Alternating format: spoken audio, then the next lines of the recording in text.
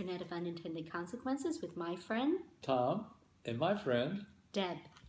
So it's the holiday month, Yes, right? it For some people, they say it sort of starts earlier than ever. Some people say Thanksgiving has no respect anymore. Well, we'll just add some respect to it. We hope to. But because of the holiday season, we thought it would be interesting to sort of look at a theme that sort of resonates during this season. And the idea is religion and technology. Exactly, how technology is impacting people on their faith journey. Faith journey. I like the way you say that. It's faith journey. I think it's much more than just what we might define as an established religion. Right. And I think Sure. that's one of the issues that came up. As I told you before, this was a very difficult theme for me to sort of get my head wrapped around it. There's not a lot of information per se specifically that talks about religion and technology. I think there's a lot of things out there that talk about reflection of the use of technology and different aspects of our lives. But, you know, religion is something that's very personal, right? I was told you never talk to people about politics or religion or how much money they make. Exactly. Never talk about that. But you know, I've done a lot of looking online, as I Yeah. know that you have too, and it's hard to find studies that show the impact of technology. But you on did religion. find one, and you I did. shared it with me, and I thought it was interesting. So I'd like you to share it with, because one of the great things was that you really reached out to some very credible sources. Exactly. There was a group called the Barna Group in California, and one of the studies they did involved millennials and technology, and we're thinking that probably, you know, millennials would be a good topic for that survey because there are so many younger people that are using the internet, you know, for their faith journey, and they came up with some interesting numbers that. For one, it's a way for the millennials to stay connected with their faith. 7 out of 10 practicing Christian millennials, for example, read scripture on a screen. Now, let's clarify that. A screen could be an e-reader, right? Or their mobile phone, or on their laptop. I mean, we haven't specified what kind of screen this is. Right. It could be any of those, certainly. Yeah. Certainly. Mobile, tablet, anything like that. A third of all millennials say that they read sacred scripture on a phone or online. Okay, so that's getting much more specific about exactly what kind of device they're using. Exactly. 54% of practicing Christian millennials and 31% of all millennials engage in this activity by watching online videos pertaining to faith. Wow, okay, so that's interesting. Online videos. I wonder, does YouTube have a section just on, you know, specific faiths? That sounds like a search we should do. Yeah, I think we should go on YouTube and see, do they have like certain videos on Christianity, on Buddhism, on Islam, on all of the Judaism. Exactly. Right, on each of those. Well, I guess, you know, YouTube is a place that you can find just about anything, right? Right. So I'm going to guess that there is. You know, and technology can also be a way for faith leaders to keep their communities informed in real time about a number of things. That could be weather emergencies, for example, that might affect a service or an event.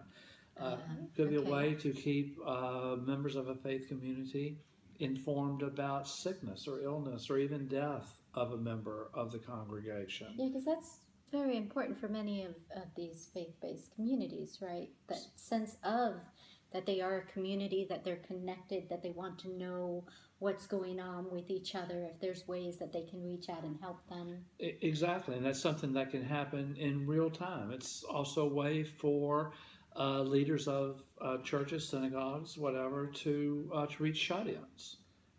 People who may be disabled or, you know, also from a number of diseases just may not be able physically to get to a service or to get to a gathering. Having this technology allow them to still participate, still be part of that community. Okay, Exactly. I can understand that. It could also be a way to contribute financially. So there are a lot of pros, a lot of good things that technology can bring to engaging in your faith. Okay, so you just said the word pros. So if there's Yes. pros, are you now going to tell me there are some cons to this? Well, there could be cons. There's always where there's a pro, there lurks a con. And so what do you think are some of the cons or the negatives about this technology and religion? Well, one could be that if online is a place to gather, does that take the place of attending a physical service? Mm-hmm. So does, in the same way that e-shopping has replaced going into a brick and mortar store in many cases. Well, a lot of people would say, though, that online shopping is like the counterpart or the cure against like Black Friday. Right. Right? And who would want to be out in that mess anyway, that maybe doing it virtually would be okay. But I guess the question becomes, if you're not physically there, do you miss out on something? And you were talking about rituals before. Do you miss out on part of the ritual because you can't really participate physically with other people? Exactly. I think that you do. Then the spirituality, the music, there's so many things that you miss out on. Yeah, because I don't like to sing. I don't like people to hear me sing either. But sometimes when you're at church or you're at the mass, it's like the music moves you. Right. Right, and you get caught up, and everybody else is singing, and they don't sing that well either. So I can sort of get lost in it, right? Well, there's also some actual data that one researcher has come across that he says indicates that there is, since the advent of the internet in the mid 1990s, that the data shows there's been a drop in religious affiliation, and this is in religious affiliation, meaning less people will claim that they're religious or affiliated to something. Yes. So that's not necessarily that. Well, would that translate into less people going physically?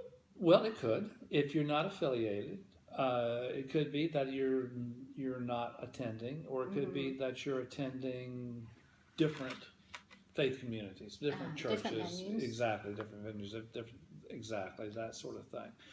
But they haven't determined yet from the data, which is I think reliable data.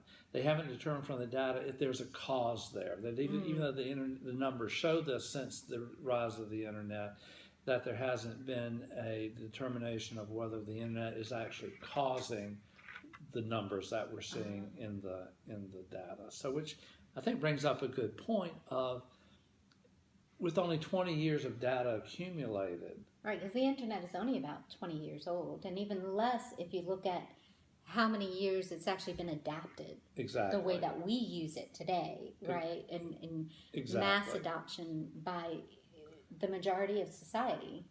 So do we know if there's a trend yet? I'm not sure that we do, but it's an interesting topic, particularly in this season.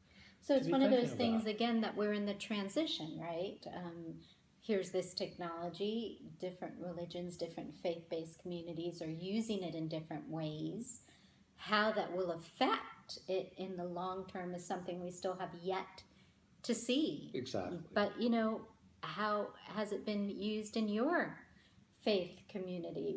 This is definitely something that I would like to hear, and I know Tom would too, because it's a topic that we believe is very, very broad.